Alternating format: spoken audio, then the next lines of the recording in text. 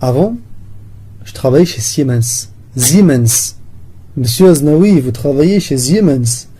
Et donc, chez Siemens, qu'est-ce que je faisais? Je faisais la programmation. Je programmais des machines, je programmais des robots, je programmais des ordinateurs. Quand je rentre dans une usine et que je vois des machines en mouvement, etc., sûrement c'est du ABB, du KUKA ou du Siemens.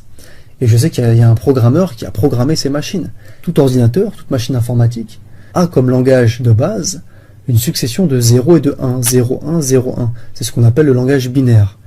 Et le parallèle à faire avec les êtres vivants qui ont comme langage de programmation le code génétique qui est une succession de ATGC, ATGC, ce qu'on appelle les nucléotides. Les plantes, les végétaux, les animaux sont constitués de ce langage de base, ATGC, ATGC, le langage, le code génétique. Et quand je rentre dans une ferme ou dans un zoo, le parallèle est frappant. Et je me pose la question, qui a programmé ces bêtes, ces animaux? Qui a programmé cette succession de codes ATGC, ATGC, ce code génétique? Et je vois j'ai des amis qui sont en extase devant des robots, devant des machines. Ils ne sont pas en extase devant une vache. La trompe d'un éléphant, c'est plus compliqué à faire qu'un robot 9 axes. Le langage 0101 binaire, il a été développé par George Boole. On appelle ça le langage booléen. Il y a un langage de programmation. Le langage C, il a été développé par Dennis Ritchie et Ken Thompson. Le Dennis Ritchie, ça n'a rien à voir avec Lionel Richie.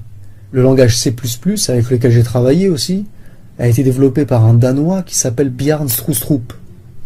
C'est un nom, on ne peut pas l'inventer, quoi. Et le langage de programmation des êtres vivants sur Terre, ATGC, ATGC, il a été développé par qui? Je pose la question. Donc un ingénieur ou un programmeur ou un ancien collègue qui vient me dire que Dieu n'existe pas, je lui réponds qu'il a loupé sa carrière. Il faut qu'il aille faire autre chose, des frites au McDo ou bien laver les toilettes de la gare de l'Est. Il faut qu'il change de métier. Hein. T'as du respect pour von Neumann, le créateur de l'informatique moderne.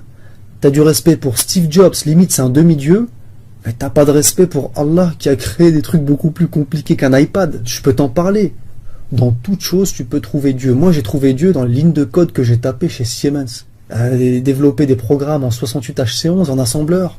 Voilà. Il y en a qui trouvent Dieu dans l'art, dans la littérature, dans la poésie, dans la botanique, dans la géologie. Moi, j'ai trouvé Dieu dans l'informatique. Je parle aux ingénieurs, aux techniciens avec qui j'ai bossé. Siemens, ABB, les mecs de la machine-outil, voilà.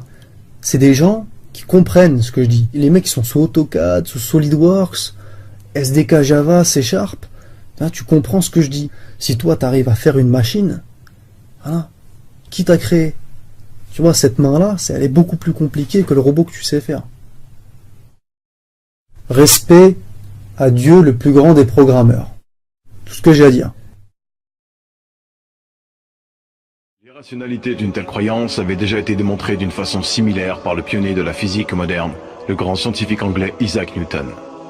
Il y a déjà plusieurs siècles, celui-ci avait réussi à faire comprendre à l'un de ses amis athées l'absurdité de sa croyance d'une manière très originale. Pour ce faire, il avait demandé à un mécanicien de fabriquer une reproduction miniature du système solaire. Les planètes étaient représentées par des billes qui tournaient grâce à un système compliqué d'engrenages et de courroies. Newton plaça ensuite cette reproduction sur son bureau de travail dans son cabinet. Un jour, son ami athée entra dans la pièce et voyant cette superbe reproduction du système solaire, il fut très émerveillé et demanda qui l'avait fait. Newton, qui était en train de lire, leva les yeux et assura son ami avec le plus grand sérieux que personne ne l'avait fait, mais que c'était par le plus pur hasard que les éléments s'étaient rassemblés de la sorte. Son ami athée fut étonné et répliqua avec une certaine vivacité. « Tu dois me prendre pour un sot.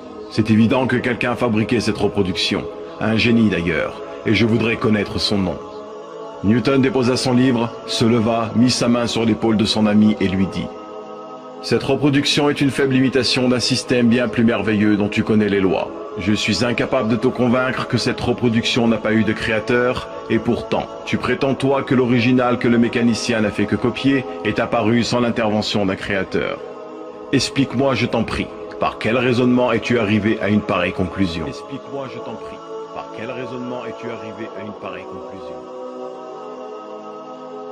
Si on n'arrive donc pas à percevoir que des choses complexes puissent avoir émergé par hasard, prétendre cela pour des choses encore plus complexes serait une conclusion qui est en apparente conflit avec notre raison. Comment pourrait-on concevoir que le système solaire soit apparu par chance, alors qu'on n'arriverait jamais à concevoir cela avec une simple reproduction? There is no God but Allah. Muhammad is his messenger. There is no God but Allah. Muhammad is his messenger.